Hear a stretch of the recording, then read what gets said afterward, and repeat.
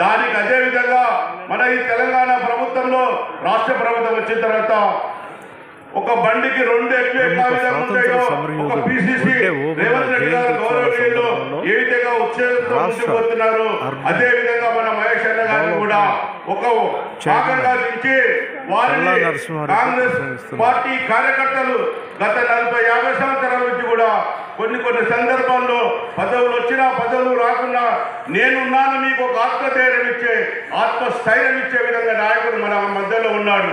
ఈ మధ్య కాలంలో చూస్తున్నాం, రేపు రాబోయే లోకల్ బాడీ ఎలక్షన్లో మీ అందరికీ సముచిత స్థానం కల్పించడానికి మహేష్ అన్న గారు ఉన్నారు. మీ అందరికీ కూడా రేపు రాబోయేలో మంచి భవిష్యత్తు ఉంటుంది. తెలంగాణ అంటే ఆత్మగౌరవం పెంచే విధంగా మన ప్రభుత్వం నడుస్తుంది.